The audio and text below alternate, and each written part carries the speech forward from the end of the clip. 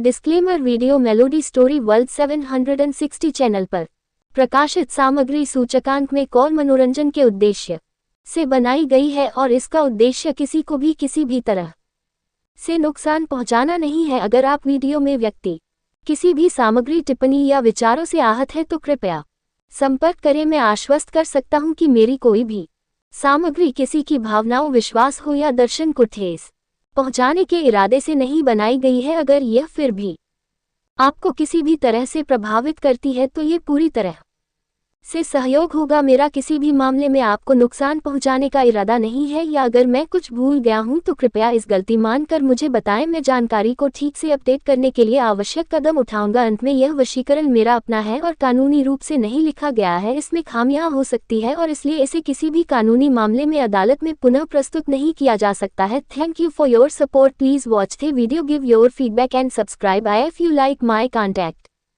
Chapter 41, तुम्हारे जिस्म पर ये कपड़े क्या कर रहे हैं? अरमान ने अभी अभी जो कुछ कहा था उसे सुन आयशा के पैरों तले जमीन खिसक चुकी थी। उन दोनों के भींगे बदन अब भी एक दूजे से चिपके थे। जहां अरमान के होंठ आयशा के कानों पर थे तो वही आयशा स्तब्ध खड़ी रह गई। अरमान के शब्दों को सुन उसे कुछ समझ नहीं आ रहा था कि भला अरमान ने उससे ये सब क्यों कहा। एक ऐसी सच्चाई जिसका इल्म केवल आयशा को था, भला उसका जिक्र अरमान ने क्यों किया? आयशा कुछ इन्हीं तरह के सवालों में उलझी थी जब अचानक से एक दफा फिर अरमान ने उसे पलटकर अपने सामने खड़ा कर दिया, जिस कारण उन दोनों के चेहरे एक दूसरे के आमने सामने आ गए। अरमान बेतहाशा आयशा की आंखों में देखने लगा तो वही आयशा भी आंखों में कई तरह के सवाल और डर लिए उसकी नजरों में झांक रही थी।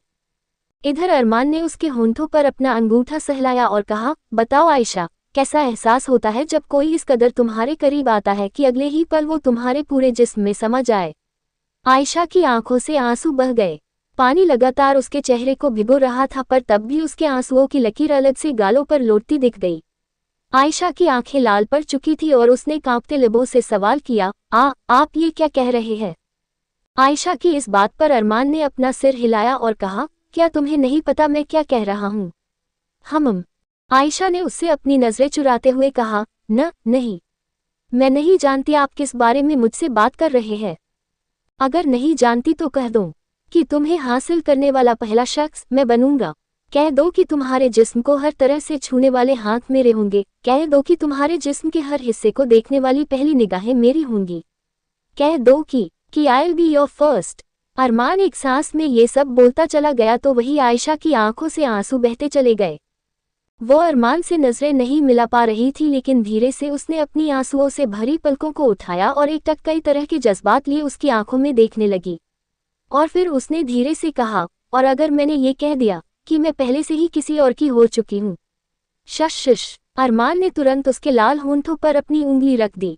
किसी और की नहीं, सिर्फ मेरी, अरमान ने कहा तो आयशा हैरानी से उसे देखने लगी। तो वही आयशा का ये सोचकर ही दिल घबराए जा रहा था कि अगर अरमान को ये सच पता चला कि आयशा पहले से ही अपनी वर्जिनिटी गंवा चुकी है तो क्या तब भी वो उससे ऐसे ही बर्ताव करेगा? क्या तब भी उसका ये पागलपन ऐसा ही रहेगा या फिर वो उसे छोड़ देगा? इस तरह के ख्याल आते ही आयशा का दिल कांप उठा। नहीं, ना जाने क्यों, पर वो अरमान को खोना नहीं चाहती थी और अपना भी नहीं पा रही थी। भला ये किस तरह की कश्मकश में फंसी थी वो, जो अरमान को चाह भी नहीं पा रही थी और ठुकरा भी नहीं पा रही थी। अंडस्को अभय ठाकुर, जो इस वक्त किसी योद्धा की तरह तलवारबाजी कर रहा था। उसने इस समय नीचे एक सफेद रंग की धोती पहनी थी और ऊपर कुछ भी नहीं। उसके नग्न सीने पर केवल एक जनेऊ लिपटा था। अभय का कसा हुआ शरीर पसीने से लथपथ था। उसके हाथ में बना वो महादेव का टैटू उभर कर दिख रही था। उसके हाथ की उभरी हुई नसें उसे और अधिक आकर्षक दिखा रही थी कि तभी पीछे से कबीर कुछ दूरी पर आकर खड़ा हो गया और जब तक अभय की तलवारबाजी खत्म नहीं हुई तब तक उसने कुछ भी ना कहा और हाथ बांधे इज्जत से खड़ा रहा। कुछ समय बाद अब जाकर अभय फुर्सत हुआ। जैसे ही उसने तलवारबाजी खत्म की उसी वक्त एक नौकर वहां आया और उसने अभय के हाथ से वो तलवार ले ली और उसके हाथ में एक टॉवल पकड़ा दी, जिससे वो खुद के पसीने से भीग चुके बदन को पोंछते हुए उसने बिना कबीर को देखे ही कहा, अंदर आ जाओ कबीर।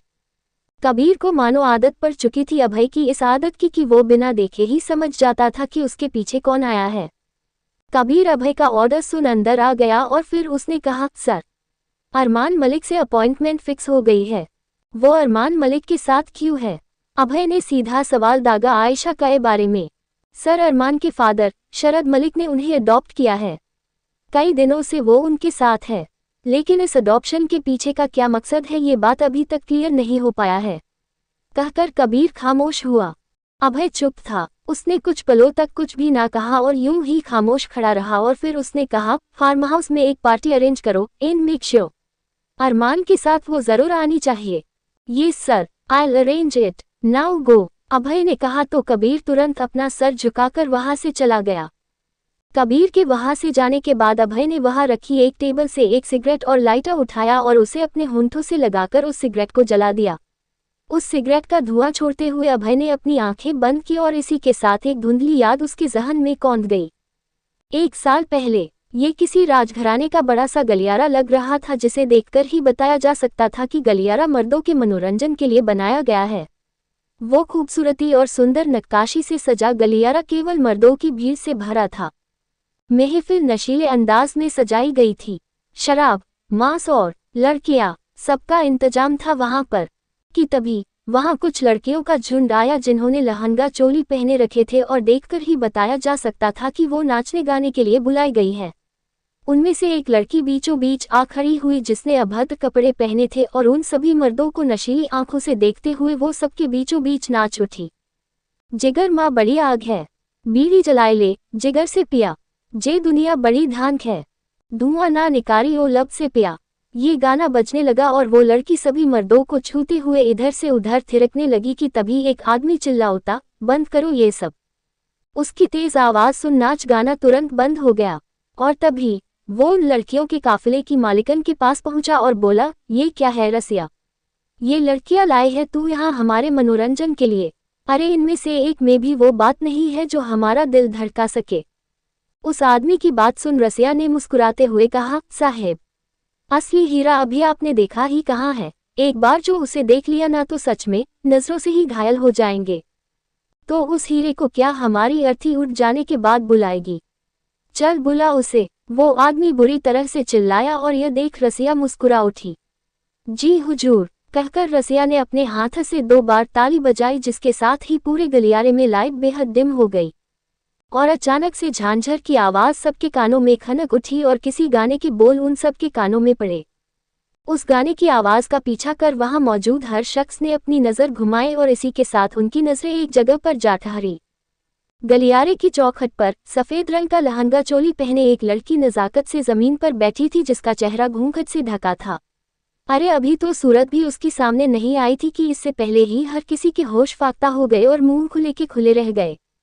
अब उस मदिरा से ज्यादा नशीली वो अदाकारा जान पड़ रही थी, जिसके हाथ में इस वक्त एक शराब की बोतल थी कि उसी पल एक गाने के मध्यम बोल उन सबके कानों में गूंज उठे।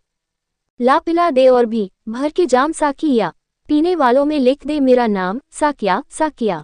और इसी के साथ उस लड़की ने कांच की बोतल जो शराब से भरी थी उसे जमीन पर फेंक दिया और गाने की धुन बढ़ते ही वो उठ खड़ी हुई। गाने के अगले बोल शुरू हुए, जिनके साथ ही उस लड़की ने जैसे ही थिरकना शुरू किया तो मानो हर किसी की सांसें थम गई उसके खूबसूरत बदन को देख। आंख से छलका आंसू और जा टपका शराब में, आंख से छलका आंसू और जा टपका शराब में। दिल में चुभा जो कांटा, दिल में चुभा जो कांटा, वो जा निकला गुलाब में। वो लड़की इतनी खूबसूरती से अपनी कमर मटका रही थी कि उसके चोली और लहंगे के बीच से झांकती उस कोरी कमर पर वहां मौजूद हर मर्द का दिल फिसल गया। कि तभी वो उन सभी मर्दों के इर्द गिर्द घूमने लगी। लगाओ बोली, मैं बिकने आई, शौक से लूटो, मैं लुटने आई। तेरी महफिल, मेरा टूटा दिल है, तू जो भी चाहे तुझे सब हासिल है। उसी पल वो लड़की वहां खड़े एक आदमी के पास गई जिसके होंठों के बीच बिना जली सिगरेट फंसी थी और दूसरे ही लम्हे में उस लड़की ने उस आदमी की सिगरेट को एक लाइटर से जला दिया। अब जल के मरेगी शम्मा परवाने के चिराग में, आंख से छलका आंसू और जा टपका शराब में।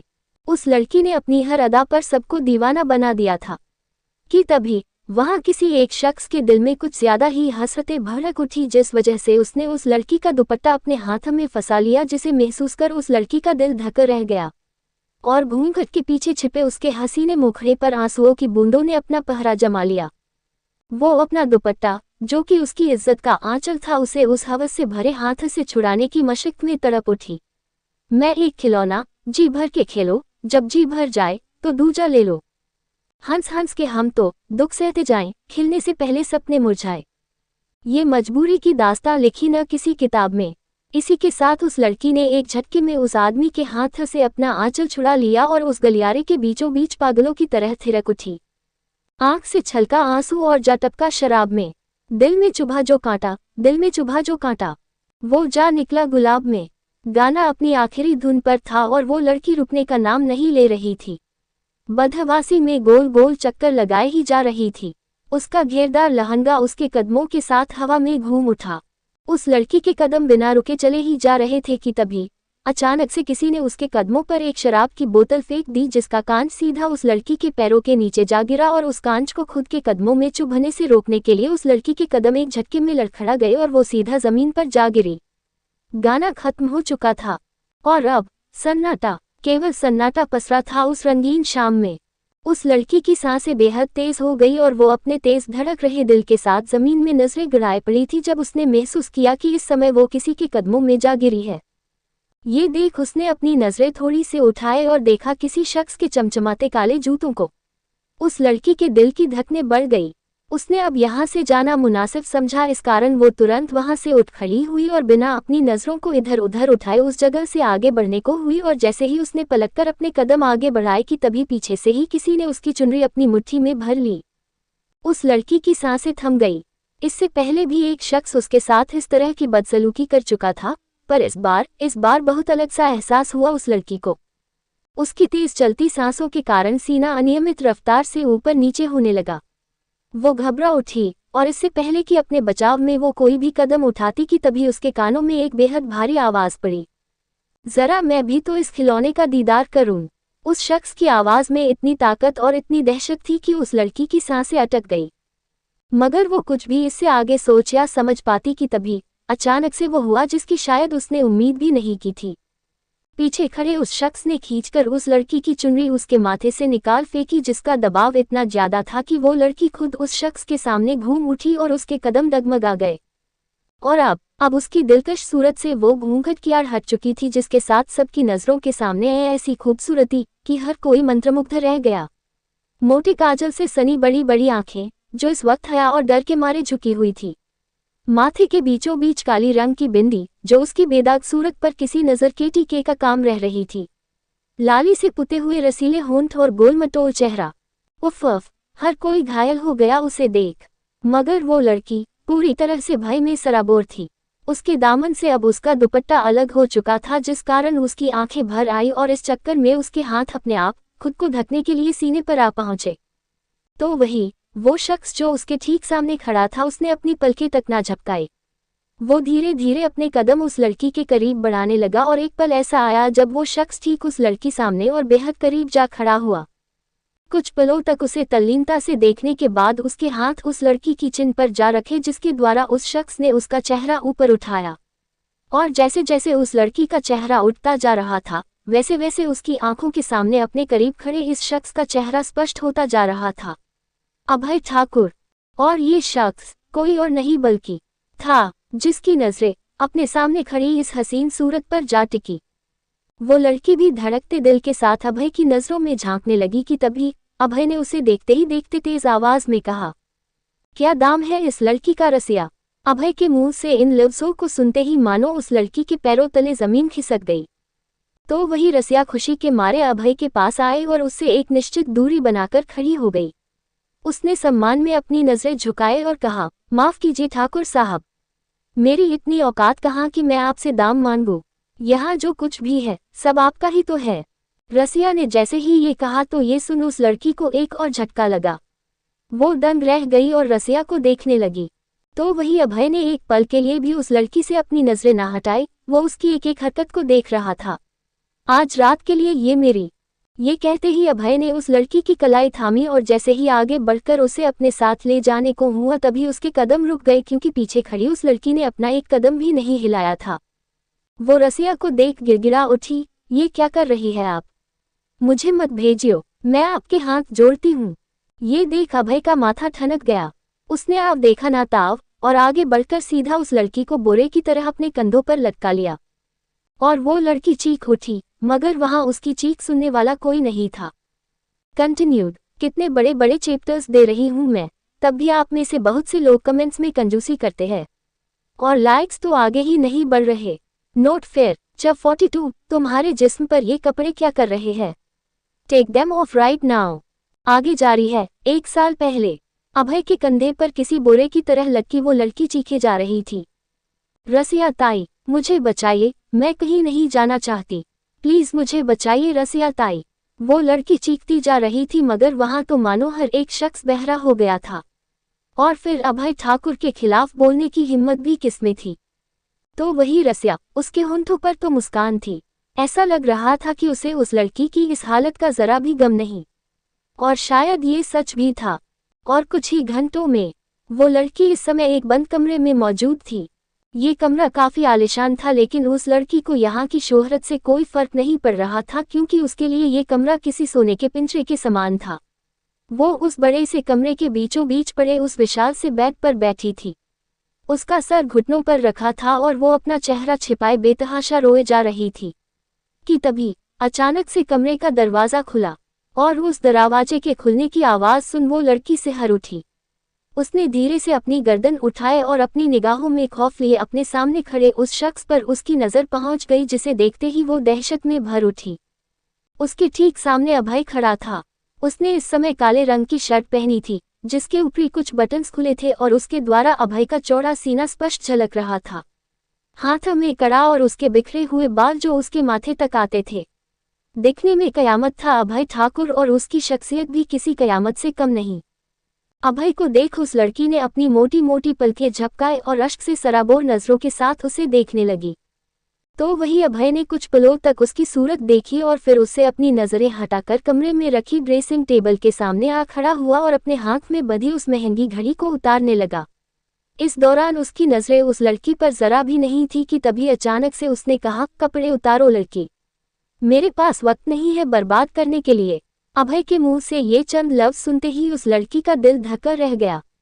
उसके हाथ बिस्तर पर कस गए और उसने बेहद सहमी हुई आवाज में कहा, साहेब, मुझे जाने दीजिए, मैंने शश। अचानक से अभय उस लड़की की तरफ मुड़ा और उसने अपने होंठों पर उंगली रख उसे शांत कर दिया, और उसका ये लहजा इतना भयानक था कि उस लड़की की आत्मा तक थरथरा गई।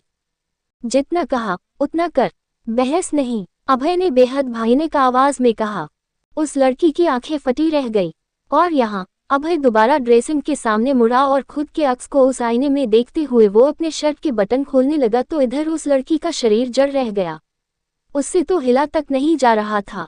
कुछ ही पलों में अभय अपनी शर्ट के बटन खोल चुका था और अब उसने उस शर्ट को उतारकर जमीन पर फेंक दिया, जिसके साथ ही उसका कसा हुआ मजबूत और चौड़ा सीना अब साफ दिखने लगा। अभय मुड़ा और उसने देखा कि वो लड़की अभी भी पूरे कपड़ों में बिस्तर पर डरी सहमी बैठी है। उसने अभय की बात नहीं मानी थी और न ही अपने कपड़े उतारे। ये देख अभय का चेहरा क्रोध में लाल पड़ गया।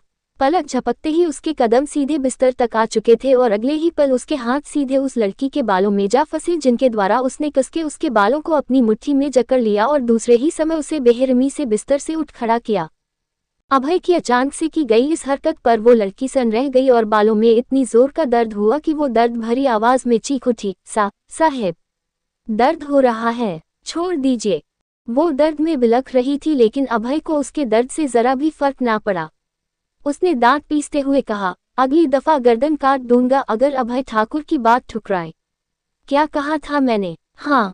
वो लड़की दर्द के मारे सिसकती रही कि तभी अभय इस दफा पूरे जोर के साथ चीख पड़ा, क्या कहा था मैंने? उसकी इतनी तेज आवाज सुन वो लड़की कांप उठी और उसने कांप रहे लिबों के साथ कहा, जी, वो कपड़े क्या? हाँ, कपड़े उतारने के लिए। तो फिर अभी तक तुम्हारे जिस्म पर ये कपड़े क्या कर रहे हैं? Take them off right now. Abhay दोबारा चिल्लाया। यहाँ वो लड़की तो पागल हुई जा रही थी अभय की चीख सुन। मैं वैसी नहीं हूँ जैसे आप मुझे समझ रहे हैं, मुझे जाने दीजिए साहेब, मेरी इज्जत के साथ मत खेलिए। कहते हुए उस लड़की ने बदहवासी में अपने हाथ जोड़ लिए और यहाँ अभय, उसके होंठों पर एक शैतानी मुस्कान आ गई। उसने दूसरे ही पल उस लड़की को बिस्तर पर धकेल दिया, जिस कारण वो सीधा पीठ के बल बेड पर जा गिरी। और इससे पहले कि आगे कुछ भी सोच या समझ पाती कि तभी अभय का पूरा शरीर उस लड़की के नाजुक से बदन पर आ लधा। अब उन दोनों का चेहरा एक दूजे के ठीक सामने था, जहां एक की नजरों में खौफ, बेहद खौफ था, तो वही दूसरे की नजरों में दहशत, बेहद दहशत थी। अभय ने उस लड़की को देखते हुए अपनी आंखें बंद की और अपना चेहरा उस लड़की की गर्दन के करीब ले जाकर उसके बदन से उठ रही भीनी भीनी खुशबू को अपनी सांसों के समाने लगा। और उस लड़की के दिमाग ने काम करना बंद कर दिया जब पहली दफा उसने किसी मर्द को अपने इतने करीब पाया। उसने लाचारगी से कसके अपनी आंखें भींच ली और अपने हाथ की मुट्ठियों को कसके बिस्तर पर जकड़ दिया कि तभी अभय ने उसी तरह अपनी बंद आंखों के साथ कहा, आज से पहले किस किसने इस जिस्म को छुआ है? अभय के इस सवाल पर वो लड़की घिन से भर उठी।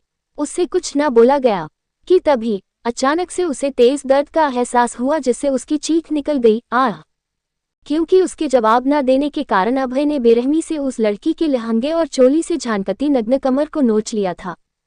और उसे चीखते देख अभय ने अपना चेहरा उसके चेहरे के सामने किया और उसकी आंसुओं से सनी आंखों को देख बोला, मुझे अपनी बातें दोहराना पसंद नहीं, इसलिए जो पूछूं उसका जवाब एक ही बार में आ जाना चाहिए। अभय इस वक्त बेहद भयानक लग रहा था। अब बोल, आज से पहले किस किसने इस बदन का दीदार किया है? उस लड़की का दिल तड़पा जा रहा था। उसने धीरे से कहा, कब किसी ने नहीं। ये सुनते ही अभय के होंठों के कोने मुड़ गए, तो यानी मेरी आंखें वो पहली नजरें होंगी जो इस कयामत हुस्न को बेआबरू होते देखेंगी। ये कहते ही अभय ने एक झटके में उस लड़की को पलट दिया, जिस कारण उसकी गोरी पीठ अब उसकी नजरों के सामने थी और उस बेदाग जिस्म को देख अभय पागल सा हो गया। वो पागलों की तरह उसके जिस्म पर अपनी हाथ घुमाने लगा और तभी उसने अचानक से अपने हाथ उसके ब्लाउज की डोरियों में फंसाए और आज से ये जिस्म मेरा हुआ। ये कहते ही अभय ने उस लड़की के ब्लाउज की डोरी को एक झटके में खोल डाला और उसकी इस हरकत पर वो लड़की चीख उठी, नहीं तो वही अभय जानवरों की तरह हंस पड़ा, मुझे बेहद पसंद है जब लड़कियां मेरे बिस्तर पर चीखती हैं। ये कहते ही अभय ने अपने तपते होंठ उस लड़की की पीठ पर धर दिए और अगले ही पल उसकी पीठ को अपने दांतों तले दबा लिया और फिर पलक झपकते ही उसका चेहरा अपनी तरफ घुमा लिया। और वो लड़की आगे कुछ भी समझ पाती कि तभी अभय ने उस लड़की के होंठों से अपने होंठ जोड़ लिए। अभय के सख्त होंठों का एहसास जैसे ही उस लड़की को हुआ तो मानो उसके शरीर में जान नहीं रही। वो आंख फाड़े किसी लाश की तरह पड़ी रह गई और वही अभय बेतहाशा उस लड़की के होंठों को चूमे जा रहा था, मानो पागल हो गया हो उसके होंठों का स्वाद पाते ही। वो बेहिसाब उस लड़की के होंठों को चबाए जा रहा था और ना जाने कितने पलों तक ये सिलसिला चलता रहा और तब जाकर अभय ने अपने होंठ उससे रिहा किए और उन होंठों पर गहरी सांसें छोड़ते हुए उसने कहा, कुछ अजब सा नशा है तेरे इन होंठों में लड़की, जिनकी शायद अब अभय ठाकुर को लत लगने वाली। कहकर अभय ने अपने लबों को उस लड़की की गर्दन पर धंसा दिया और इसी तरह उसे बेहिसाब चूमते हुए नीचे बढ़ने लगा। तो वही उस लड़की की तो जान निकली जा रही थी और उसने जैसे ही अभय के होंठ अपने सीने के ऊपरी हिस्से पर महसूस किए तो वो बिलख उठी।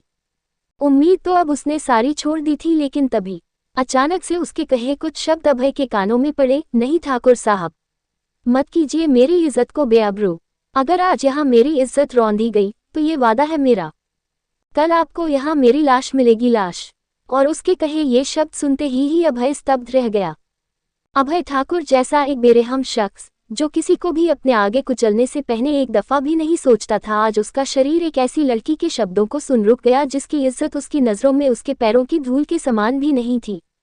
अंडस्को ना जाने कितने घंटे बीत चुके थे जब अभय के कानों में फोन की घंटी की आवाज पड़ी, जिसे सुन अभय में वापस आया वर्तमान। कुछ लम्हों पहले तक तो वो उन धुंधली यादों में खो गया था जिन्हें अब शायद वो मरते दम तक नहीं मिटने देगा। और अब अभय की नजरें एक दफा फिर से वही आग उगल रही थी जो सब कुछ जलाकर खाक में तब्दील कर देने का दम रखती थी। अंडस्को मलिक मेंशन। अरमान की कार ठीक मेंशन के आगे आ खड़ी हुई। साथ में बैठी आयशा की नजरें झुकी थी। उसमें हिम्मत नहीं थी किसी से भी अपनी नजरें मिलाने की।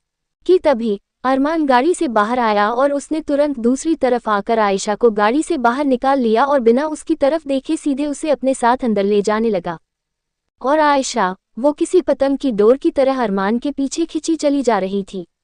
और कुछ ही कदमों की दूरी तय कर वो दोनों अंदर पहुंचे, जहां का नजारा देख अरमान को तो शायद घंटा फर्क नहीं पड़ा, लेकिन आयशा की आंखें जरूर हैरानी के मारे फैल गईं। अंदर इस समय हर एक शख्स हॉल के बीचों बीच मौजूद था। जहां शरद और पारस सोफे पर हाथ पे हाथ धरे बैठे तो वही स्टाफ और गार्ड भी उनके आसपास सर झुकाए खड़े थे जब अचानक से उन सभी की नजरें अंदर आ रहे अरमान और आयशा पर गई। उन दोनों को देख शरद तुरंत उठ खड़े हुए और सीधे आयशा के पास भागते हुए पहुंचे और बेहद फिक्र भरे अंदाज में बोले, आयशा बेटा तुम ठीक हो ना? शरद का लहजा ऐसा था मानो आयशा अभी अभी किसी किडनैपर से छूट कर आई हो। तो वही उनका सवाल सुन आयशा ने चुपके से बस एक नज़र अरमान पर डाली और फिर कहा, जी मैं ठीक हूँ। आयशा की इस बात पर शरद ने एक नफरत भरी नज़र अरमान पर डाली जो बेफिक्री से सामने देख रहा था, कहीं इसने तुम्हें कुछ। पर इससे आगे शरद कुछ भी कहते कि तभी अरमान ने अचानक से उन्हें देखा और अब दोनों बाप बेटे की नजरें एक दूसरे को देख रही थी, आंखों में नफरत, बेहद नफरत लिए। और पलक झपकते ही अरमान ने फंसाया आयशा की कमर में अपना हाथ और अगले ही झटके में उसे अपने करीब खींच लिया। अरमान की बगल में आ पहुंची आयशा हैरान रह गई उसकी इस हरकत पर कि तभी अरमान ने सभी के सामने आयशा की कमर को बेहद मजबूती से थामा और शरद की आंखों में आंखें डाल कहा, तो मिस्टर मलिक पूछ रहे हैं कि कहीं मैंने तुम्हारे साथ कुछ किया तो नहीं? ये कहकर अरमान ने अजीब तरह से मुस्कुराते हुए आयशा की निगाहों में देख कहा, तो बताओ बेबी कि मैंने तुम्हारे साथ क्या क्या किया। अरमान के इन शब्दों को सुन आयशा के दिल की रफ्तार तेज हो गई, लेकिन इधर अरमान ने उल्टा अब उसके एक गाल पर अपना हाथ रखा और अपना चेहरा उसके चेहरे के करीब ले जाकर बोला, बताओ इन्हें कि कल हमारे बीच क्या हुआ। ये सुनते ही आयशा के दिल और दिमाग में कल रात का वो मंजर कौंध उठा जब अरमान ने जबरदस्ती आयशा संग फेरे लिए थे और यहाँ अरमान बेतहाशा उसकी आंखों में देखे जा रहा था। बताओ इन्हें कि कल हमने कितने हसीन लम्हे गुजारे। अरमान की आवाज भारी होती जा रही थी। दूर खड़े सर्वेंट्स, गार्ड्स और जूलिया तक का चेहरा शर्म से भर उठा अरमान के शब्दों को सुन कि तभी अरमान ने शरद और पारस की नजरों में देख कहा, हम चलो एक झलक दिखाता हूँ कि कल हमारे बीच क्या क्या हुआ। अरमान का इतना कहना भर था कि उसने आयशा के लबों पर अपने होंठ धर दिए और ये देख वहां मौजूद हर एक सर्वेंट ने अपनी नजरें झुका ली तो वही जूलिया की आंखें फटी रह गईं। और यहाँ अरमान आयशा से अलग हुआ और उसने देखा आयशा का लाल पड़ चुका चेहरा जिसे देख उसके होंठों के कोने मुड़ गए और उसने एक दफा फिर आयशा की कलाई को खींच लिया जिससे सीधा वो उसके सामने आ खड़ी हुई और उसकी पीठ अरमान के सीने से जा लगी। तो वही अरमान ने पीछे से ही आयशा के कंधे पर अपनी चिन टिका दी और तेज आवाज में बोला, तो मिस्टर मलिक, उम्मीद है अब इससे ज्यादा मुझे समझाने की जरूरत नहीं है। आपकी मुंह बोली बेटी अब आपके बेटे की चाहत है, इसलिए तैयार हो जाए क्योंकि अब मैं आपकी इस बेटी को इस घर की बहू बनाकर लाऊंगा। अरमान ने जैसे ही ये कहा तो मानो वहां खड़े हर शख्स के होश उड़ गए बनने के लिए। और इधर अरमान ने एक झटके में आयशा को अपनी तरफ घुमाया जिससे उसके हाथ अरमान के सीने पर जा रखे और वो हैरत भरे लहजे में अरमान को देखती ही रह गई कि तभी अरमान ने उसके गालों को चूम रही बालों की लतों को कानों के पीछे सरकाते हुए शिद्दत और सनक से उसकी निगाहों में देख कहा, तो बेबी तैयार हो ना। और इसी के साथ वहां खड़े हर शख्स के पैरों तले जमीन खिसक गई। कंटिन्यूड। कल होने वाला है एक धमाका, लेकिन आखिर ऐसा क्या होगा जानने के लिए पढ़ते रहिए mafia by a gangster. CH43 my innocent and naive girl. तो बेबी तैयार हो ना आयशा अरमान मलिक बनने के लिए। अरमान के कहे इन शब्दों को सुन आयशा के पैरों तले जमीन खिसक गई। वो आंख फाड़े अरमान को देखती ही रह गई तो वही अरमान की नजरें भी एक पल के लिए उससे ना हटी और उसने आयशा के गालों को अपने हाथ से सहलाते हुए कहा, तुम्हें बहुत जल्द पूरी दुनिया के सामने अपना बना लूंगा। ये कहते ही अरमान ने अपनी नजर शरद पर डाली और उसके बाद देखता हूँ कि किसमें इतनी हिम्मत है कि वो मुझे तुमसे दूर कर पाए। बकवास बंद करो अरमान, आयशा को तुमने खिलौना समझ रखा है क्या, या फिर तुम्हारे हाथ की कठपुतली है वो? क्या तुमने एक बार भी उससे ये पूछने की कोशिश की आखिर वो क्या चाहती है? शरद बेहद क्रोध में थे, तो वही अरमान उनकी बात पर मुस्कुरा उठा, जरूरत नहीं है डैड, मुझे चेहरे पढ़ना बखूबी आता है। अगर वाकई ऐसा है तो तुम्हें आयशा का इनकार क्यों समझ नहीं आता? क्यों नहीं समझना चाहते हो तुम कि आयशा तुम्हें नहीं चाहती है? शरद ने अरमान की आंखों में आंखें डाल कहा और फिर वो सीधा आयशा के सामने आ खड़े हुए और उसकी बाजू पकड़ उसे अपनी ओर घुमाते हुए उन्होंने कहा, आज कह दो आयशा कि तुम्हारे दिल में अरमान के लिए कोई जज्बात नहीं है। बोलो। आयशा मानो धर्म संकट में फंस चुकी थी, उसकी आंखें भर आई और उसने अपनी नम पलकों को झुका लिया। भला वो क्या ही बोलती, क्योंकि ये सब तो उसके लिए दिल और दिमाग की जंग जैसा बन चुका था, जहां दिल में केवल एक ही नाम था, अरमान मलिक। लेकिन दिमाग की अपनी ही अलग उलझन थी, जिसमें सबसे पहले आती थी उसके लिए उसकी माँ की आखिरी ख्वाहिश। और वो जानती थी कि सारिका ने उसके लिए क्या क्या कुर्बानियां दी है। तो वही शरद मानो आयशा की शक्ल देखकर ही समझ चुके थे कि आयशा के ज़हन में अब सारिका का ख्याल आ चुका है और अब उनके लिए ये सबसे बेहतर मौका था आयशा को उकसाने का। उन्होंने तुरंत अपनी आवाज़ में भावनाओं को लेभेद कर कहा, आयशा, ये मौका दोबारा नहीं मिलेगा। प्लीज़ आज ये सब चीज़ें साफ कर दो कि तुम अरमान को चाहती ही नहीं हो, और ये मेरा वादा है तुमसे कि अगर आज तुमने अपने मुंह से खुद कह दिया ना कि तुम्हें अरमान की ज़बरदस्ती नहीं पसंद, तो मैं नहीं। अचानक से आयशा बोल उठी, जिसकी नज़रें अभी भी झुकी हुई थी, और उसने जैसे ही ये एक लफ्ज़ कहा तो उसकी सिसकी छूट गई, क्योंकि ये बात तो केवल वही जानती थी कि उसने कितनी मुश्किल और कितने भारी दिल के साथ ये एक लफ्ज़ कहा था। और वही शरद के चेहरे पर मानो एक उम्मीद की किरण जागी। नहीं, क्या नहीं आयशा, प्लीज़ साफ साफ कहो। जहाँ शरद आयशा को उकसाने की पूरी मशक्क़त में लगे थे, तो वही अरमान के चेहरे पर मानो कोई असर ही ना हुआ हो आयशा की ना पर। उसके दोनों हाथ अदब से पेंट की जेब में पड़े थे और वो एकटक सामने देखे जा रहा था। इधर शरद ने कहा, बताओ आयशा, क्या तुम सच में मैं पारस से शादी करना चाहती हूँ? ये कहते ही आयशा का दिल 1000 टुकड़ों में कट गया और शरद और पारस दोनों के होंठों पर एक विजयी मुस्कान तैर गई। तो अब शरद गर्व से अपना सीना चौड़ा कर अरमान के सामने जा खड़े हुए और उन्होंने कहा, सच सुन लिया ना तुमने? अब ये मत कहना कि तुम उसके साथ जबरदस्ती करोगे, क्योंकि ऐसा तो मैं अब किसी कीमत पर नहीं होने दूंगा। अरमान का चेहरा, जो अब भी पूरी तरह से एक्सप्रेशनलेस था, उसने अब जाकर शरद से अपनी नजरें मिलाई और कुछ पलों तक उन दोनों के बीच खामोशी फैली रही कि तभी अचानक से अरमान हंस पड़ा और उसकी इस हंसी ने हर किसी के चेहरे पर सवालों की बाढ़ ला दी। तो वही अरमान हंसते हुए तालियां बजाने लगा और फिर उसने एक हाथ अपनी कमर पर रखा और कहा, कमाल है मिस्टर मलिक, धोखे की जीत पर भी कोई इंसान इतना खुश हो सकता है, ये मैंने आज पहली दफा देखा। अरमान की इस बात पर शरद के चेहरे के भाव सख्त हो गए। कहना क्या चाहते हो तुम? और वही अरमान की शक्ल से अब मुस्कान गायब हो चुकी थी और अब बस उसकी नजरें अंगारे बरसा रही थी। अब बारी कुछ कहने की नहीं बल्कि कुछ दिखाने की है।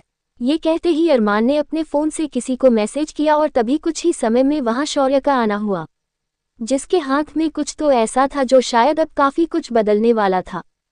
और यहाँ आयशा ने भी अपनी नजरें उठाए और हैरानी से ये सब होते हुए देखने लगी।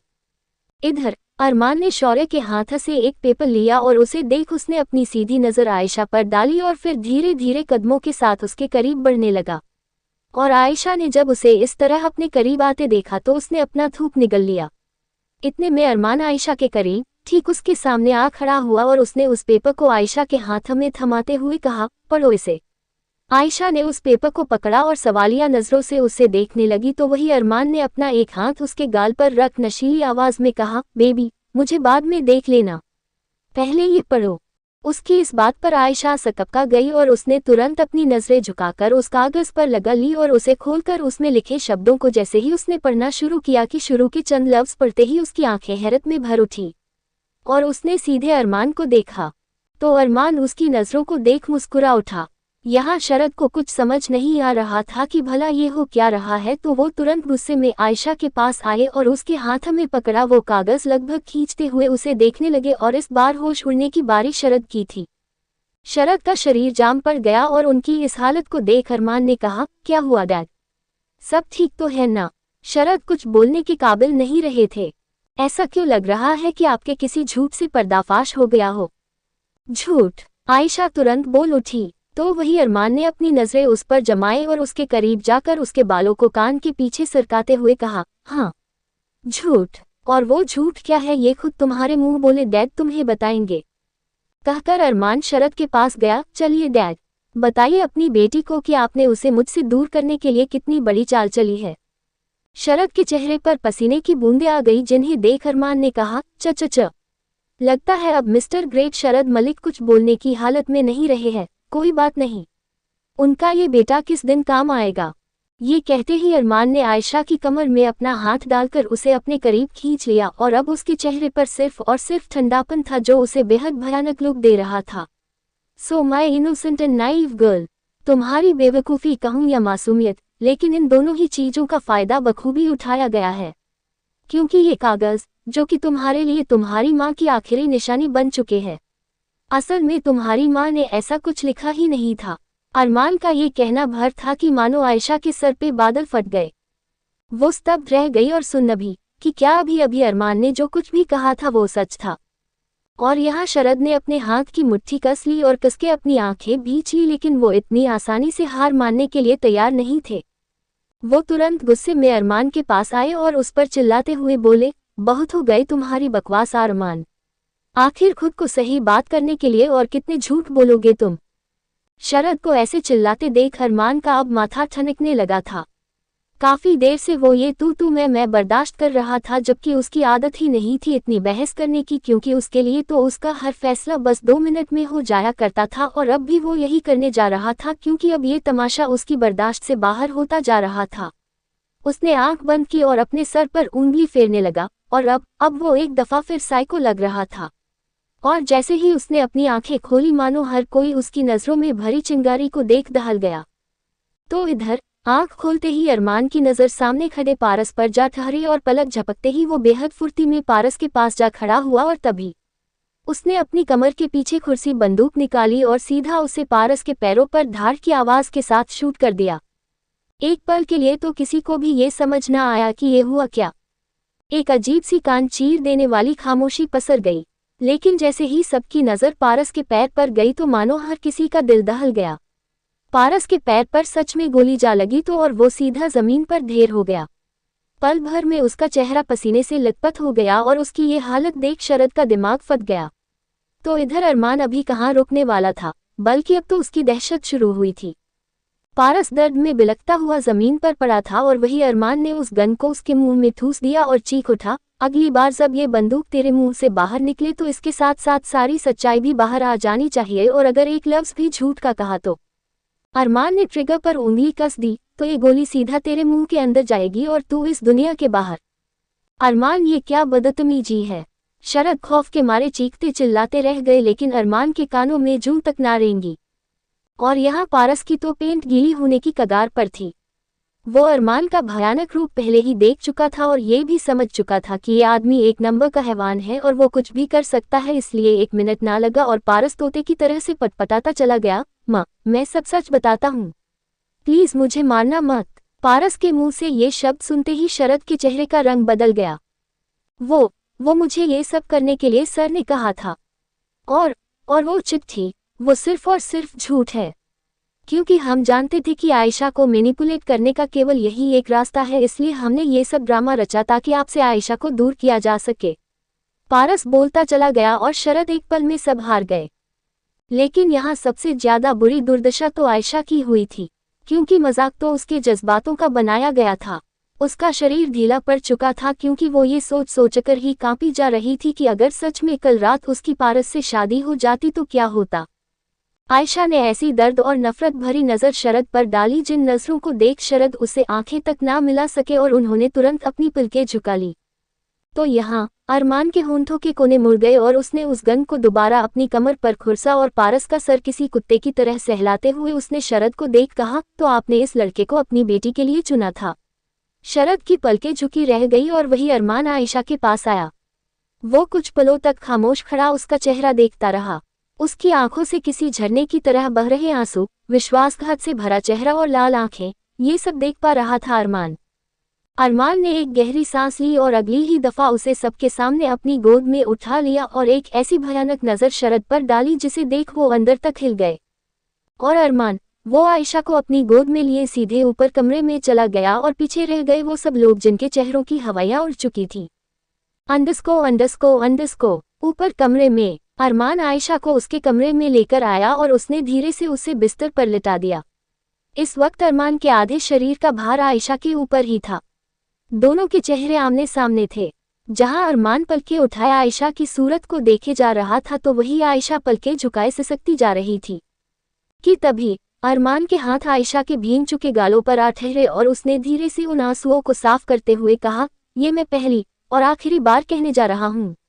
अगली बार ऐसी कोई भी बेवकूफ़ी से भरी हरकत किसी की भी बातों में आकर करने की कोशिश की तो जान ले लूंगा आयशा। आयशा की रीढ़ की हड्डी तक अकड़ गई जब अरमान ने उससे ये कठोर शब्द कहे। कंटिन्यूड। तो अब क्या अंजाम होगा अरमान और आयशा की इस पागलपन से भरी कहानी का? जानने के लिए पढ़ते रहिए owned by A gangster. Romance lovers, अब कल से बस रोमांस ही रोमांस है। CH44 I literally want to F***KU right now Ayesha. Ayesha इस वक्त अपने कमरे में अकेली बैठी थी। उसने अपना सिर बेड के सिरहाने पर टिका रखा था और आंख बंद किए वो बस ये सोचती जा रही थी कि अचानक से उसकी जिंदगी ने कितना बड़ा मोड़ ले लिया था। मात्र 19 साल की थी वो, और इतनी सी ही उम्र में इतना कुछ देख चुकी थी जिसकी उसने कभी कल्पना तक नहीं की थी। सारिका को खोना उसकी जिंदगी का सबसे बड़ा झटका था, जिसके बाद मानो उसकी जीने से इच्छा ही उठ चुकी थी, क्योंकि वो वही वक्त था जब एक भयानक रात में उसने अपनी वर्जिनिटी तक खो दी और उसके बाद से जो कुछ भी हुआ उससे सिर्फ और सिर्फ आयशा को आंसू ही आंसू मिले, इसके सिवाय और कुछ नहीं। लेकिन तब भी अंधेरे से भरी उसकी जिंदगी में शरद एक रोशनी बनकर आए। भले ही आयशा ने खुलकर उनसे कभी ये इजहार नहीं किया था, लेकिन दिल ही दिल वो उनका काफ़ी सम्मान करने लगी थी, क्योंकि बिना किसी रिश्ते के उन्होंने जो आयशा के लिए किया था वो वाकई उसके लिए बहुत बड़ी बात थी। लेकिन अब जब आज उसके सामने इतनी बड़ी सच्चाई आई तो मानो अब उसका हर किसी से भरोसा ही उठ चुका था। आयशा ने कभी सपने में भी नहीं सोचा था कि शरद उसके साथ इतना बड़ा छल करेंगे, उसकी जिंदगी के साथ खिलवाड़ करेंगे, वो भी उसकी शादी को लेकर। एक ऐसा फैसला जो आज आयशा की पूरी दुनिया पलट सकता था। आयशा का दिल नफरत से भरा जा रहा था कि तभी अचानक से किसी ने उसके कमरे का दरवाज़ा खटखटाया। उस दरवाजे की आवाज़ सुन आयशा ने अपनी आंखें खोली और अपने गालों पर लौट रहे आंसुओं की बूंदों को पोंछकर खड़ी हो गई, और फिर वो सीधे गेट के पास आकर खड़ी हो गई और उसने धीरे से दरवाज़ा खोला तो उसके सामने शरद खड़े थे। उन्हें देख आयशा का तन बदन जल उठा, और शरद वो उससे नजरें नहीं मिला पा रहे थे, लेकिन तब भी उन्होंने बहुत हिम्मत बटोरी, क्योंकि वो जानते थे कि जो भी हुआ उसके बाद आयशा उनसे नफरत करने लगी होगी। और ये सच भी था, क्योंकि आयशा को अब वाकई उनसे घृणा होने लगी थी। आयशा एकटक शरद को देखे जा रही थी। उसने कुछ नहीं कहा और न ही दरवाजा उनके मुंह पर बंद किया, बल्कि वो तो खामोश खड़ी बिना एक पलक झपकाए शरद को देखे जा रही थी कि तभी शरद ने एक गहरी सांस लेकर कहना शुरू किया, जानता हूँ कि जो कुछ हुआ उस वजह से तुम मुझसे नफरत करने लगी होगी, और तुम्हारी ये नफरत जायज़ है आयशा, लेकिन मेरा यकीन करो, मैंने ये सब सिर्फ और सिर्फ तुम्हारे भले के लिए किया था। मैं नहीं चाहता था कि अरमान हो गया आपका। अचानक से आयशा ने छूटते ही कहा और शरद की बात बीच में ही काट दी। तो वही शरद ने कहा, आयशा, मैं बस तुम्हें अरमान से बचाना चाहता था। कैसे? धोखे से मेरी शादी उस शख्स से करवा के जिससे मैंने कभी प्यार ही नहीं किया। मेरी मरी हुई माँ के नाम पर एक झूठा खत लिख के जिसे पढ़ के मैं पूरी तरह से टूट चुकी थी। या फिर मेरी बेवकूफ़ी का फ़ायदा उठा के?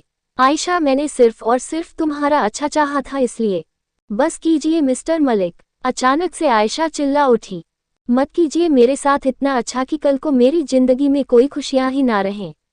अरे बेवकूफ़ तो मैं हूँ जो हर कोई मेरी बेवकूफ़ी का फ़ायदा उठा लेता है, क्योंकि मैं नहीं हूँ आप सब जितनी चालाक, और नहीं आप सभी की तरह मेरा दिमाग चल पाता है। क्यों आपने मेरी जिंदगी बर्बाद करने की कसम खा ली है? कहते हुए आयशा ने शरद के आगे अपने हाथ जोड़ लिए। मैं आपके सामने हाथ जोड़ती हूँ, मुझे मेरे हाल पर छोड़ दीजिए, और जिस दिन मैं कामयाब हो गई उस दिन आपके किए हर एहसान को चुका दूंगी, लेकिन तब तक मुझे शांति से जी लेने दीजिए। और अगर आपको अभी भी कोई तकलीफ है तो कह दीजिए मुझसे, मैं अभी के अभी यहाँ से चली जाऊंगी। और तुम्हें लगता है कि अब अरमान ऐसा होने देगा? अचानक से शरद ने बेहद ही सख्त आवाज़ के साथ कहा, जिसे सुन आयशा के चेहरे के भाव बदल गए। तो इधर शरद ने एक ठंडी आवाज़ में कहा, मैं यही समझाने की कोशिश कर रहा हूँ आयशा कि अब तुम्हारा यहाँ से निकल पाना नामुमकिन हो गया है, क्योंकि अगर मैं तुम्हें अरमान से नहीं बचा पाया तो और कोई भी नहीं बचा पाएगा। क्या आप अपने ही बेटे से मुझे बचाना चाहते हैं? आयशा ने बिना किसी लहजे में कहा। अपने बेटे से नहीं, बल्कि उस अरमान मलिक से जो तुम्हारे लिए जानवर बन चुका है। शरद ने जैसे ही कहा तो मानो आयशा का शरीर ठंडा पड़ गया। मैं तुम्हें उस अरमान मलिक से बचाना चाहता हूँ जो तुम्हारी मासूमियत तबाह कर जाएगा। जानता हूँ वो मेरा बेटा है और मुझे ऐसा नहीं कहना चाहिए, लेकिन जो सच है वो सच है आयशा। अगर तुम मेरी सारिका की निशानी ना होती तो मैं शायद कभी किसी के लिए इतना सब कुछ नहीं करता और न ही अपने खुद के बेटे से दुश्मनी मोल लेता, लेकिन तुम अलग हो आयशा। शरद एकटक आयशा की आंखों में देख ये सब कहे जा रहे थे। तो वही आयशा ने अपनी नजरें झुका ली। तो शरद ने कहा, क्या तुम अरमान से प्यार करती हो? शरद ने जैसे ही ये सवाल किया तो आयशा फटी आंखों के साथ उनकी आंखों में देखती ही रह गई। उसके पास कोई जवाब नहीं था, वो हाँ भी नहीं कर पा रही थी और ना भी नहीं। लेकिन तभी उसने एक गहरी सांस ली और शरद की नजरों में देख अपने आंसुओं को पोंछ मजबूत आवाज में कहा, नहीं जानती, लेकिन इतना जरूर जानती हूँ कि अपनी माँ के बाद मैंने किसी के साथ इतना महफूज महसूस किया है तो वो ...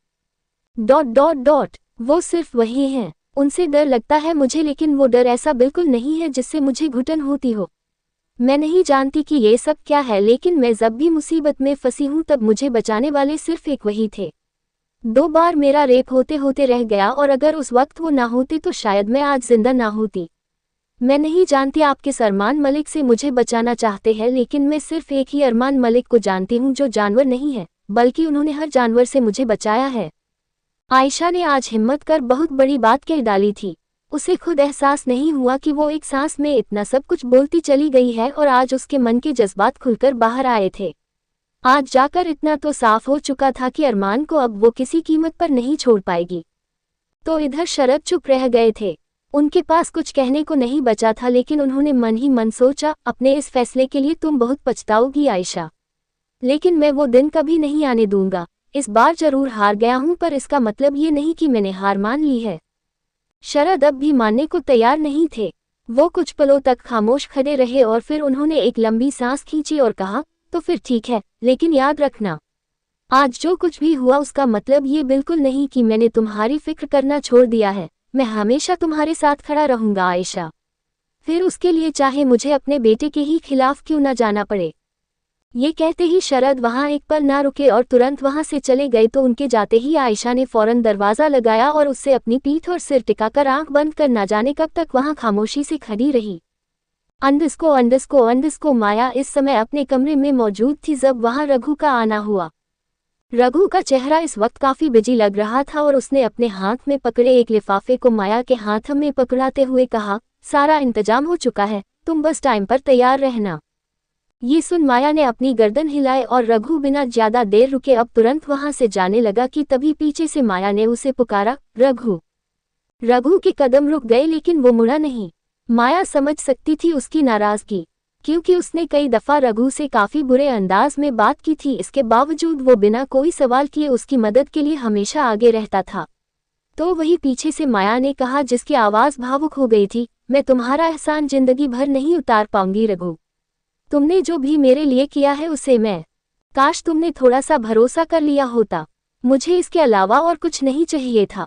रघु की आवाज में दर्द था और वो बिना माया की पूरी बात सुने वहां से चला गया। तो वही उसके जाते ही माया के गालों पर एक आंसू का कतरा आकर बह गया। मैं तुम्हें चाहकर भी कुछ नहीं बता सकती रघु, पर इसका मतलब ये बिल्कुल कि मुझे तुम पर विश्वास नहीं, बल्कि जिन हालातों में मैं हूँ उन हालातों में तुम मेरी जिंदगी के वो शख्स हो जिस पर मैं आंख मिचकर भरोसा कर सकती हूँ, माया ने कहा। और फिर एक गहरी सांस लेकर उसने अपने हाथ में पके उस लिफाफे को देखा और उसे देखते ही माया के चेहरे के पूरे भाव बदल गया। अंडस्को अगली शाम आयशा कल से लेकर आज तक अपने कमरे से बाहर नहीं निकली थी जब उसके कमरे में जूलिया ने दस्तक दी। आयशा, जो इस वक्त अपनी स्टडी टेबल पर बैठी थी, उसने पहले जूलिया को देखा और फिर उसके हाथ में पके एक बड़े से बैग को, और यहाँ जूलिया ने उस बैग को बेड पर रखते हुए कहा, जाकर फ्रेश हो जाइए आयशा मैम और ये ड्रेस पहनिए। जूलिया की इस बात पर आयशा खड़ी होकर उसके पास आई और हैरानी से बोली, ड्रेस लेकिन क्यों? क्योंकि आप एक पार्टी में जा रही है। पार्टी में? मैं कुछ समझ नहीं आ रहा जूली, प्लीज क्लियर बताओ। अरमान सर का ऑर्डर है, आपको इस ड्रेस के साथ रेडी करना है और अगले 1 घंटे में आप नीचे जाएंगी। आज वो एक बहुत बड़ी पार्टी अटेंड करने जा रहे हैं। जूलिया ने सब कुछ साफ किया। लेकिन उनकी पार्टी में मैं क्या करूंगी, क्योंकि सभी लोग इनवाइटेड है। जिन्होंने ये पार्टी अरेंज की है वो बहुत बड़े आदमी है और उन्होंने बहुत इंसिस्ट किया है मलिक सर से कि वो अपनी फैमिली के साथ आए, इसलिए आप भी जा रही हैं, क्योंकि आप भी तो फैमिली है ना। जूलिया ने कहा, किसी ने सबको बुलाया है तो इसका मतलब ये तो नहीं ना कि सभी को जाना ही पड़ेगा। प्लीज जूली, मेरा मन नहीं है। बात समझिए आयशा मैम, ये मिस्टर मलिक की रेपुटेशन का सवाल है। अगर आप नहीं गई तो सब सोचेंगे कि मिस्टर मलिक आपको अपनी फैमिली नहीं मानते और उन्हें ये लगेगा कि पिछले दिनों जो कुछ हुआ उससे आप सबके रिश्ते खराब हो गए हैं। और वैसे भी, कहकर जूलिया ने एक गहरी सांस ली, आप मुझे तो मना कर केंगी पर अरमान सर को नहीं कर पाएंगी। इसलिए बेटर रहेगा कि वो अपने तरीके से आपको मनाने आए, इससे पहले आप खुद ही मान जाएं। जूलिया ने कहा तो आयशा ने भी उसे एक गुस्से भरा लुक दिया। क्या मैं यहाँ पर कभी भी कुछ भी अपने मन का नहीं कर सकती? आयशा चिढ़ चुकी थी। अरमान सर के रहते तो बिल्कुल नहीं। आप नहीं जानती, लेकिन मैं जानती हूँ कि वो कितने कंट्रोलिंग नेचर के हैं। उन्हें चीजें अपने हिसाब से करना पसंद है and no is not a word in dictionary, और ये बात आप जितनी जल्दी समझ जाएंगी उतना अच्छा होगा। जूलिया के चेहरे के भाव सख्त हो गए थे। तो क्या अब तुम भी मुझे कंट्रोल कर रही हो? नहीं, मैं बस सच्चाई बता रही हूँ। वेल, जल्दी से तैयार हो ये जाकर, लेट नहीं हो सकती है आप। इस पर आयशा अपने पैर पटक कर रह गई और उसने गुस्से में वो ड्रेस उठाए और उसे लेकर चेंजिंग रूम में चली गई। कुछ समय बाद वो बाहर आई। उसने इस समय डार्क रेड कलर का प्यारा सा गाउन पहना था जिसकी स्लीव्स फुल थी। क्योंकि ये अरमान की चॉइस थी तो ड्रेस रिवीलिंग होने का तो सवाल ही नहीं उठता। लेकिन इन सब के बावजूद गाउन काफी सुंदर था। तो वही जूलिया ने मुस्कुराते हुए कहा, समझ नहीं आता कि ये कपड़े पहले से ही गॉर्जियस होते हैं या आपके पहनने पर इतने सुंदर दिखने लगते हैं। जूलिया की तारीफ पर और इतनी सुंदर ड्रेस पहनकर आयशा का आधा गुस्सा तो पहले ही उड़ चुका था। वो ना चाहते हुए भी मुस्कुरा दी और कुछ ही पलों में वहां मेकअप आर्टिस्ट और हेयर स्टाइलिस्ट का आना हुआ, जो तुरंत आयशा को ड्रेसिंग के सामने बिठाकर तैयार करने में जुट गई। ज्यादा वक्त भी नहीं लगा था कि आयशा पूरी तरह से तैयार हो चुकी थी। इस बार उसके होंठों पर डार्क रेड लिपस्टिक लगी थी और साथ ही साथ व्हाइट ज्वेलरी से उसके लुक को कॉम्प्लीमेंट किया गया। गले में पहना पतला सा डायमंड नेकलेस उस गहरी लाल रंग की ड्रेस के साथ खूब जच रहा था। जूलिया ने तुरंत उसकी बालाइयां ले ली और कहा, you always looks beautiful Ayesha ma'am. Ayesha मुस्कुरा दी। इतना सब हो जाने के बाद आखिरकार उसकी जिंदगी में चंद सुकून के पल आए थे। और तभी अचानक से दरवाजा खुला, जिसकी आवाज सुन हर किसी का ध्यान उस तरफ चला गया जहां उन्हें खड़ा दिखाई दिया none other than Armaan Malik. अरमान ने इस समय ऊपर से नीचे तक ब्लैक कपड़े पहने थे। ऐसा लगता था उसे रंगों से कुछ दिक्कत है, क्योंकि अक्सर वो बस व्हाइट और ब्लैक कपड़े ही पहना करता था, लेकिन इस बात को ठुकराया नहीं जा सकता कि ब्लैक कलर में वो बवाल लगता था, फिर चाहे रोजाना ही काले कपड़े क्यों ना पहने। अरमान को देखते ही मासूम सी आयशा को नर्वसनेस ने घेर लिया और यहाँ अरमान ने उन स्टाइलिस्ट और जूलिया को देखा, जिसकी नज़रों को समझ वो सब की सब अपनी गर्दन झुकाकर तुरंत बाहर चली गईं। और उनके जाते ही अरमान ने अपनी पीठ के पीछे आयशा को एकटक देखते हुए दरवाज़ा बंद किया और तेज कदमों के साथ सीधा उसके सामने करीब आ खड़ा हुआ। तो वही आयशा जो अब तक ड्रेसिंग से खड़ी भी नहीं हो पाई थी, अचानक से अरमान ने उसकी एक बाजू पकड़ी और एक झटके में उसे खड़ा कर डाला और अगले ही पल एक धक्के में उन दोनों के होंठ आपस में जा टकराए। अरमान इतनी बुरी तरह से उसके होंठों पर टूट पड़ा कि आयशा के कदम पीछे लड़खड़ा गए, जिस कारण ड्रेसिंग टेबल पर रखा सारा सामान जमीन पर जा गिरा। आयशा की पीठ पीछे शीशे से जा लगी। अरमान इस कदर हावी हो गया उसके होंठों पर कि ऐसा लगा मानो वो अभी उसे कच्चा चबा जाएगा। और आयशा बेचारी को 1 घंटा लगा था मेकअप में, और वो डार्क लिपस्टिक जो उसके होंठों की शोभा बढ़ा रही थी वो अब अरमान ने अपने लिबों से पल भर में गायब कर दी। इतनी मेहनत से बनाए गए बालों पर अरमान ने अपने हाथ फंसा दिए और एक झटके में उसके सलीके से बंधे बालों को खोल दिया। आयशा की जान अटक गई। I literally want to FK you right now Ayesha. और तभी अरमान ने गहरी सांस छोड़ते हुए कहा। अरमान के इन शब्दों ने आयशा के पेट में तितलियां उड़ा दी और उसके सीने में मानो आग लग गई। कंटिन्यूड। क्या अंजाम होगा इस रात का, जब आमने सामने होंगे अरमान, आयशा और अभय? जानने के लिए पढ़ते रहिए owned by a gangster. Romance and thrilling mode on fire. इस पार्ट पर रिस्पॉन्स अच्छा आया तो कल सुबह एक और पार्ट पक्का। CH45 sensual touch and intense moments. तो वही अरमान बेतहाशा आयशा के होंठों को चूमे जा रहा था। आयशा की लिपस्टिक उसके होंठों से साफ हो चुकी थी और वो अरमान के जिस्म से लिपटी अपनी सांसें लेने के लिए मशक्कत करने लगी। और यहाँ अरमान के हाथ आयशा के पूरे जिस्म पर किसी सांप की तरह रेंगने लगे। उसके हाथ आयशा की पीठ से होते हुए उसकी कमर के नीचे के उस नाजुक से हिस्से को छू रहे थे, और जब आयशा ने अरमान के हाथ को वहां महसूस किया तो मानो उसकी सांसें रुक गई। उसने जोर से अरमान को पुश किया और अब जाकर उसकी जान में जान आई। वो तेजी से सांस लेने लगी और ऐसा लग रहा था कि इस समय उसके लिए गहराई से सांसें लेने के अलावा और कोई भी काम जरूरी नहीं है। बस कुछ ही पल हुए थे अरमान को उससे हल्का सा दूर हुए कि तभी अरमान एकदम से उसके करीब आया और अचानक से उसने अपने हाथ की पकड़ पीछे से आयशा के बालों पर मजबूत कर दी और उसके घने बालों को अपनी मुट्ठी में भर उसने आयशा का चेहरा ऊपर उठा दिया, जिससे उन दोनों की नजरें आपस में जा टकराए। और वही अरमान का चेहरा पहले के मुताबिक जरा ठंडा लग रहा था कि तभी अरमान ने अपनी पकड़ उसके बालों पर और अधिक मजबूत कर दी, जिससे आयशा की आह निकल गई। आह! और उसकी आहें सुनते ही अरमान ने कहा, don't you dare to push me away from you. Arman की आवाज बेहद भारी हो चुकी थी। उसके लहजे में एक वार्निंग थी जिसे समझने में आयशा को वक्त ना लगा। अरमान की इस एक हरकत से आयशा संभल ही नहीं पाई थी कि तभी उसने आयशा की कलाई पकड़ी और पलक झपकते ही उसे बिस्तर पर धकेल दिया। उसकी इस हरकत पर आयशा ने अपना थूक निगल लिया। वो पीठ के बल बेड पर जा गिरी थी तो वही अरमान उसे बेहद सिडक्टिव नजरों से देखते हुए अपना ब्लेजर निकालने लगा। जहां तक आयशा को पता था कि वो लोग इस वक्त किसी पार्टी में जाने वाले थे, लेकिन अब अरमान ऐसे बर्ताव कर रहा था मानो आज पूरी रात वो यहाँ से हिलेगा भी नहीं। आयशा के दिल की घबराहट तेज हो गई जब अरमान अपना ब्लेजर उतारकर उसे लापरवाही से जमीन पर फेंकते हुए बेड के करीब बढ़ने लगा। आयशा बिस्तर पर ही पीछे सरकने को हुई पर ऐसा कर ना सकी क्योंकि अरमान ने उसके पैर को पकड़ा और सीधे उसे अपने करीब खिसका लिया और अगले ही पल वो अपने शरीर के साथ उस पर हावी हो गया। आयशा के पूरे जिस्म पर अरमान का पत्थर सा शरीर था। आयशा ने कहा, आप क्या कर रहे हैं? उसके इस मासूम से सवाल पर अरमान ने उसके होंठों को देख बेहद धीमी आवाज में कहा, तुम्हें क्या लगता है कि क्या कर रहा हूं? आयशा खामोश रही और अपनी खौफ से सराबोर नजरों के साथ अरमान के चेहरे को देखती रही। और उसी पल अरमान ने अपने अंगूठे से उसके होंठ को मसल दिया, जिससे आयशा की सिसकी छूट गई। कुछ पूछा है ना मैंने तुमसे?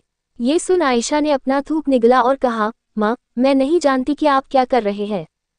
गुड, अब मैं तुम्हें बताता हूँ कि मैं क्या कर रहा हूँ। ये कहते ही अरमान ने अपने होंठ आयशा की गर्दन पर रख दिए और इतनी मजबूती से अपने होंठों को उसकी गर्दन में धंसाया कि आयशा की जान ही निकल गई। रुक जाइए प्लीज, आयशा ने बोलने की कोशिश की पर अरमान ने उसकी एक भी न सुनी, इसलिए आयशा ने अब अपने हाथ का सहारा लेना चाहा उससे दूर होने के लिए। हमें पार्टी में जाना है ना? आयशा उसके कंधों को खुद से दूर धकियाने लगी, लेकिन कोई फायदा न हुआ क्योंकि अरमान ने उल्टा उसकी कलाइयों को बड़ी ही सरलता से अपने एक हाथ में भर लिया और उसके दोनों हाथों को सर के ऊपर ले जाकर बिस्तर पर धंसा दिया। आयशा तड़पती हुई उसकी बाहों में फंस चुकी थी। वो हमेशा अरमान के टच से पागल हो जाया करती थी। उसे ऐसा लगता था कि उसका दिमाग खुद उसके बस में नहीं रहता था जब अरमान उसके करीब आता था। इसीलिए वो डरती थी कहीं वो अरमान के साथ फिसल ना जाए। लेकिन आखिर कब तक वो अपने जज्बातों पर काबू पाती, क्योंकि इस सच्चाई को तो अब वो खुद भी नहीं ठुकरा सकती थी कि अरमान की छुअन उसे भाग गई थी। और यहाँ अरमान बेहिसाब उसकी गर्दन पर अपने होंठ धंसाए जा रहा था। उसका दूसरा हाथ जो आयशा की कमर पर चल रहा था, वो हाथ अचानक से उसके पेट से होते हुए ऊपर उसके सीने तक आने लगा। और बस ये एहसास होते ही आयशा का दिमाग सुन्न पड़ गया। नहीं, प्लीज वहां नहीं, आयशा चिल्ला उठी, लेकिन दूसरे ही लम्हे में उसकी चीख घुट के रह गई क्योंकि अरमान ने उस हाथ से आयशा के मुंह को दाब दिया और अब अपनी गर्दन हौले से उठाकर आयशा का लाल पड़ चुका चेहरा देख उसके होंठों के कोने मुड़ गए। वो इसी तरह अपनी आंखों में नशीला अंदाज लिए आयशा को देखता रहा और उसके देखते ही देखते अरमान ने अपने होंठ आयशा की क्लीवेज लाइन पर रख दिए, जो कि हिलने डुलने की वजह से हल्की सी विजिबल हो गई थी। और आयशा, उसने जब अरमान के होंठों को खुद के जिस्म के इतने इंटीमेट हिस्से पर महसूस किया तो मानो उसके शरीर में कोई जान ही ना रही। उसका मुंह अरमान ने अपने हाथ से बंद कर रखा था, दूसरे हाथ से उसने आयशा की कलाइयों को जकड़ रखा था। कुल मिलाकर आयशा पूरी तरह से अरमान की कैद में आ चुकी थी, जिससे छूट पाना नामुमकिन था। आयशा ने शर्म के मारे किसके अपनी आंखें बंद कर ली और खुद के शरीर को ढीला छोड़ दिया। वो वाकई ब्लैंक पड़ चुकी थी क्योंकि अभी अभी जो कुछ हुआ उससे उसका पूरा जिस्म थरथरा उठा था। वो 180 की रफ्तार के साथ धड़क रहे दिल के संग अपनी आंखें मजबूती के साथ नीचे उस बिस्तर पर बेसुध पड़ी रही और इस दौरान उसने महसूस भी नहीं किया कि अरमान उसके ऊपर से हट चुका है। Get up! अचानक से अरमान के कहे ये दो शब्द सुन आयशा दंग रह गई क्योंकि उसने एकाएक महसूस किया कि अब उसका शरीर काफी हल्का महसूस कर रहा है। कुछ पलों पहले तक जो वजन, जो गर्म सांसें और जो पागल कर देने वाली छुअन अपने जिस्म पर महसूस कर रही थी, अब उसका नामो निशान नहीं था। कई तरह के सवालों से कुछ सेकंड तक जूझते रहने के बाद आयशा ने धीरे से अपनी आंख खोली और अब जाकर उसे एहसास हुआ कि वो तो बिस्तर पर अकेली लेटी है। अरमान अब वहां नहीं था और वो कब उससे दूर हुआ इसका एहसास तक आयशा को ना हो पाया। उसी पल उसकी नज़र सामने ड्रेसिंग पर गई, जिसके सामने खड़ा अरमान खुद को आईने में देखते हुए अपना ब्लेजर पहन रहा था और अपने बिखरे हुए बालों के साथ साथ अपने होंठों के इर्द गिर्द लगी वो लिपस्टिक साफ कर रहा था जो आयशा से किस करने के दौरान उसके होंठों में जा लगी थी। आयशा तुरंत बिस्तर से उठ बैठी और अपने गाउन को एडजस्ट करने लगी जो कि पूरी तरह से इत्र-बितर हो चुका था। तो वही अरमान ने जब खुद की हालत को ठीक किया, उसके तुरंत बाद उसने आयशा पर अपनी नज़र डाली जो अब भी बेड से सटके किसी डरी हुई बिल्ली की तरह खड़ी थी। अरमान का एक हाथ उसकी पेंट की जेब में था और दूसरे हाथ से उसने आयशा को एक उंगली से अपने करीब आने का इशारा किया। आयशा में हिम्मत तो नहीं थी उसके करीब जाने की, लेकिन वो ये भी जानती थी कि उसे ठुकराने का अंजाम ज्यादा खराब हो सकता है, इसलिए वो कछुए की चाल चलते हुए अरमान के सामने आ खड़ी हुई। ठीक एक हाथ की दूरी पर अरमान ने अपने दोनों हाथ अपनी पॉकेट में डाल लिए और इस कदर आयशा को देखने लगा कि उसकी नज़रों की तपिश वो सहन ना कर पाए और उसने अपनी पलकें झुका ली कि तभी उसकी पतली सी आवाज़ अरमान के कानों में पड़ी, ये आपने ठीक नहीं किया। अरमान ने उम्मीद नहीं की थी कि वो अब कुछ बोलेगी भी। उसने अपनी एक आंख उठाते हुए कहा, क्या ठीक नहीं किया? तो वही आयशा रुआसी आवाज़ में उसकी आंखों में देख बोली, आपको कुछ पता भी है कि मैं कितनी मेहनत से तैयार हुई थी और आपने मेरा सारा मेकअप खराब कर दिया। ये पहली दफ़ा जब आयशा और उसके बीच में एक प्यारी सी नाराज़गी भरी शिकायतों ने दस्तक दी थी, वरना अक्सर डर के मारे आयशा खामोश ही रहा करती थी। और वही अरमान ने कुछ लम्हों तक उसे खामोशी से देखा और फिर धीरे धीरे उसके करीब अपने कदम बढ़ाते हुए बोला, मैं आज और भी बहुत कुछ खराब करने वाला था, शुक्र मनाओ कि मैं रुक गया। आयशा सवालिया नज़रों के साथ अरमान की आंखों में देखने लगी। वो अरमान की डबल मीनिंग से भरी बातों को समझने में पूरी तरह से नाकामयाब थी। क्या खराब करने वाले थे आप? उसके इस सवाल पर अरमान गहराई से उसकी आंखों में देखने लगा और तभी उसने अपना चेहरा आयशा के चेहरे के बेहद करीब झुकाकर धीरे से गर्म सांस छोड़ते हुए कहा, यू इनोसेंस। माहौल एक बार फिर नशीला अंदाज ओढ़ चुका था, लेकिन आयशा अब भी पूरी तरह से नाकामयाब थी अरमान को और उसकी बातों को समझने के लिए। कि तभी अरमान ने उसके होंठों को देख कहा, गेट रेडी। कहकर अरमान उसके सामने से हटा और जाकर वही सोफे पर बैठ गया। आयशा को बहुत अजीब लगा ये सब। अरमान किसी राजा की तरह एक पैर पर दूसरा पैर रखे उसे देखे जा रहा था और आयशा इन सब की वजह से अनकंफर्टेबल महसूस कर रही थी। वो अब तक अपनी जगह से हिली भी नहीं थी, जिसे देख अरमान ने अपने हाथ में बंधी घड़ी को देख कहा, यू हैव ओनली 10 मिनट्स। ये सुनते ही आयशा के चेहरे का रंग उड़ गया। उसने मन ही मन अरमान पर अपना गुस्सा उतारा, क्योंकि उसका इतना प्यारा मेकअप जो खराब कर दिया था उसने। खैर, वो तुरंत मेरे सामने आ खड़ी हुई और जल्दी जल्दी अपने चेहरे पर पुत चुकी लिपस्टिक को साफ कर अच्छी तरह से तैयार होने लगी। ठीक 10 मिनट में जल्दी जल्दी वो तैयार हो गई और तैयार होते ही वो तुरंत अरमान की तरफ पलटकर बोली, डन। आयशा ने ऐसे डन कहा जैसे वो कोई बहुत बड़ा टास्क एकदम टाइम पर निपटाकर फ्री हुई हो। और यहाँ अरमान अब खड़ा हुआ और उसके करीब आकर उसने अच्छे से आयशा को ऊपर से नीचे तक देखा। तभी उसकी नज़र एक जगह जाकर ठहर गई, जो कि थी आयशा की गर्दन, जहां पर एक लाल निशान पड़ चुका था जब कुछ समय पहले अरमान उसकी गर्दन पर टूट पड़ा था। शायद उस निशान का मतलब आयशा नहीं समझ पाया थी, इसलिए उसने इस छिपाने की कोशिश नहीं की, लेकिन अरमान जानता था कि ये निशान कितना अजीज है। अरमान के होंठों पर एक विजयी मुस्कान तैर गई, जो कि इतनी हल्की थी कि आयशा उसे नोटिस तक ना कर सके। और तभी अरमान हौले से उसकी गर्दन के करीब झुका और उसने आहिस्ता से उस निशान को चूम बेहद सनक भरी आवाज में कहा, माइन अंडरस्को। इन लंबी गाड़ियों का काफिला एक बड़े से कॉटेज के आगे आकर रुका, जो कि बेहद आलिशान था और खूबसूरती से सजा हुआ था। आसपास कई महंगी गाड़ियां आकर रुक रही और हर एक गाड़ी से कोई ना कोई अरबपति बाहर निकल रहा था। 2 ऑडी के बीच में खड़ी एक रोल्स रॉयस में बैठे थे शरद, आयशा और अरमान। जहां अरमान आगे ड्राइवर संग पैसेंजर सीट पर बैठा था, तो वही पीछे शरद और आयशा अपनी अपनी सीट पर बैठे थे। आयशा ने विंडो से ही अपने बाहर का नज़ारा देखा, जिसे देखते ही वो घबरा उठी। ये सब उसके लिए काफ़ी नया था और उसकी हैसियत से कई गुना ज़्यादा। आयशा को अभी से ये सोचकर परेशानी हो रही थी कि भला अंदर वो इतने बड़े लोगों के बीच करेगी क्या। आयशा कई तरह के सवालों में उलझी थी जब शरद की आवाज़ उसके कानों में पड़ी, चले आयशा। ये सुनते ही आयशा ने अपनी नज़र विंडो से हटाई और फिर शरद को देख धीरे से अपनी गर्दन हिला दी। शरद कार से बाहर निकले और वही आयशा भी उनके साथ बाहर आई। अरमान, जो अभी भी कार में बैठा था वो धीरे से गेट खोलकर बाहर आया और उसे देख शरद ने तुरंत आयशा की कलाई थाम ली और अपने गुस्से को दबाते हुए कहा, चलो आयशा। ये कहते ही शरद बिना अरमान को देखे सीधे आयशा को लेकर वहां से आगे बढ़ गए। और आयशा, जब उसने अरमान को पीछे छूटता हुआ महसूस किया तो उसने तुरंत शरद के साथ आगे बढ़ते हुए अपनी गर्दन पीछे घुमाई, जिसके साथ ही उसकी नजरें पीछे कार से टिककर खड़े अरमान पर गई, जिसके चेहरे पर किसी तरह के भाव नहीं थे। वो खामोशी से आयशा को देखे जा रहा था और आयशा की नज़र भी उससे हटने का नाम नहीं ले रही थी, लेकिन कुछ ही पलों में वो अंदर आ गई और अब उसके इर्द गिर्द हर एक शख्स एक अजनबी था। अंदर आकर शरद खुद भी सबसे मिलने लगे और आयशा को भी इंट्रोड्यूस करवाने लगे। आयशा और अरमान का जो कॉलेज वाला वीडियो वायरल हुआ था उसे शरद ने तुरंत हटवा दिया था, इसलिए वो बात ज़्यादा नहीं फैल पाए और अगर फैल भी जाती तो भी शायद शरद से कोई सवाल ना करता, क्योंकि वो एक बहुत ही पावरफुल शख्स थे। आयशा सबसे मिलते हुए जबरन मुस्कुराए जा रही थी। लगभग 1 घंटा हो चुका था और अब उसका जरा सा भी मन नहीं था यहाँ रुकने का, जिसकी सिर्फ और सिर्फ एक वजह थी कि उसे अरमान दूर दूर तक कहीं नहीं दिख रहा था।